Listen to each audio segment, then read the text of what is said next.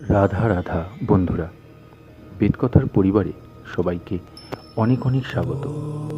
বন্ধুরা, আমরা সকলেই মায়ের বিরাট বড় ভক্ত। মাকে ভালোবাসে না এমন মানুষ এই পৃথিবীতে খুব কমই আছে।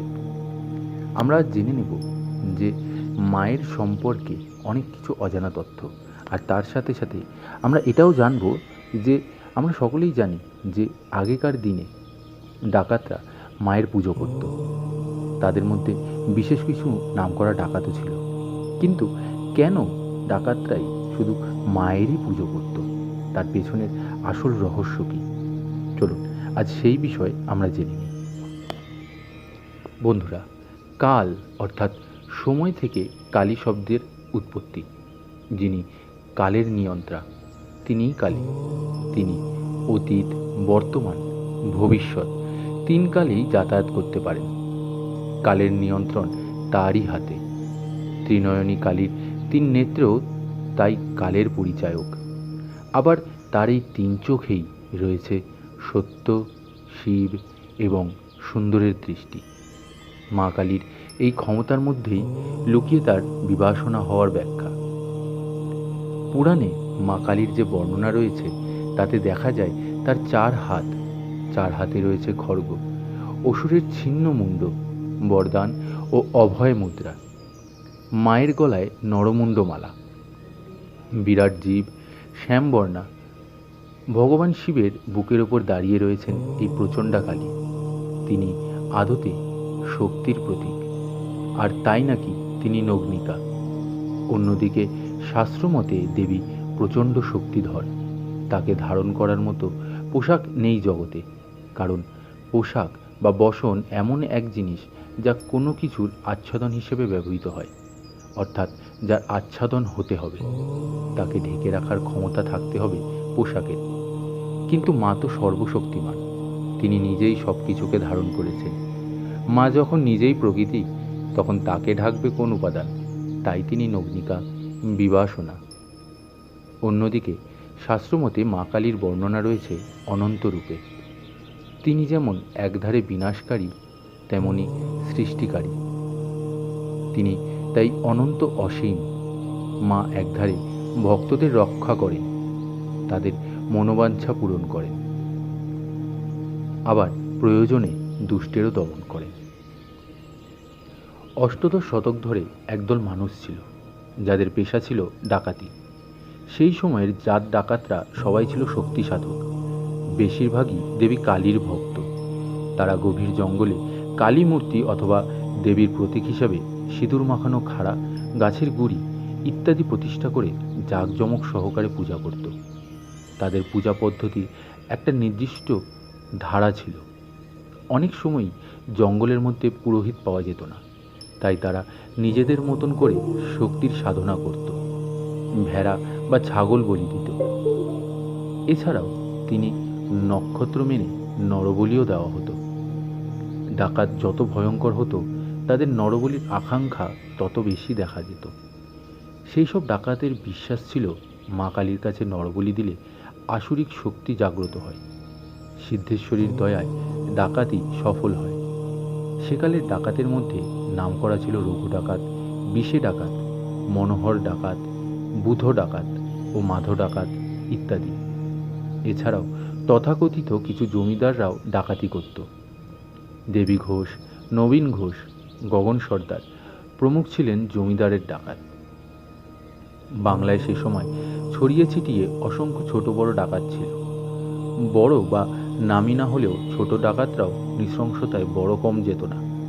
ডাকাতরা যেহেতু ক্ষমাহীন এবং নৃশংস, তাই তাদের কালী প্রতিমাও হতো ভীষণ দর্শনা। কোষ্ঠী পাথরের কালো মূর্তি, লাল জীব, এলোকেশি, হাতে খড়গ, গলায় মুন্ডমালা, দেখলেই ভয় হতো লোকের।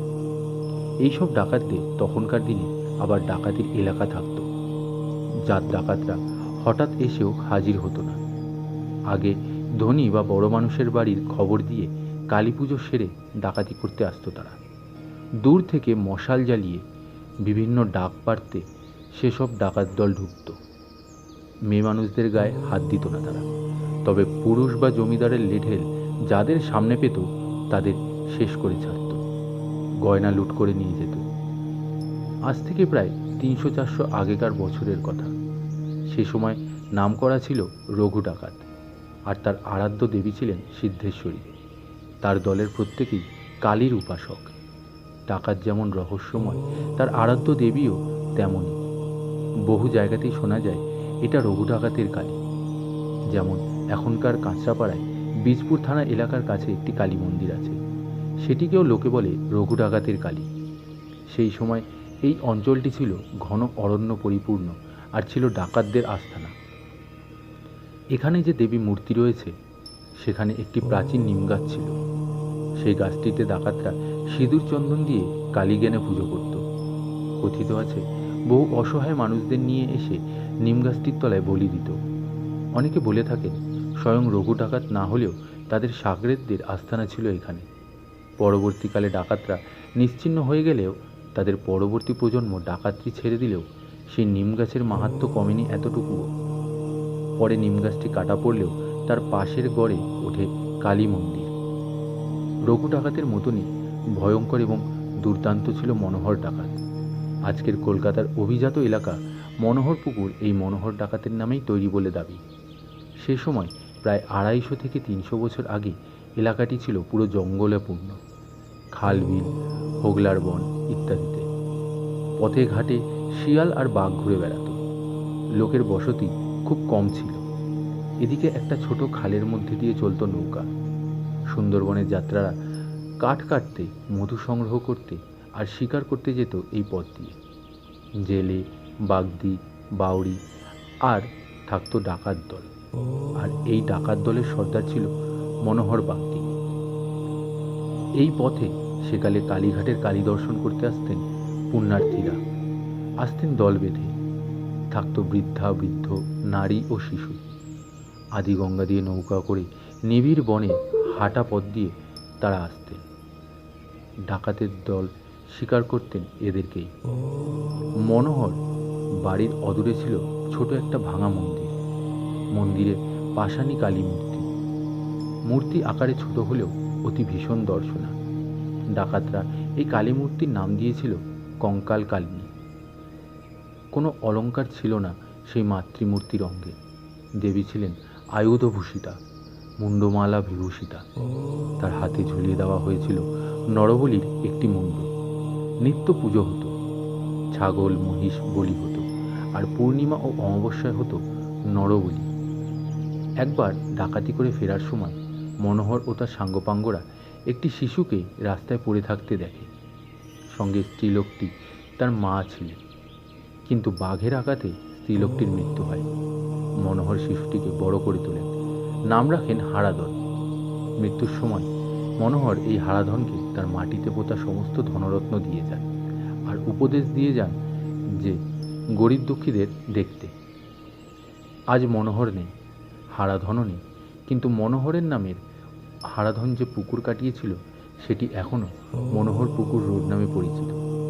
আর পূর্ণদাস রোডে ডাকাতে কালীর মন্দিরটি এখনও রয়েছে।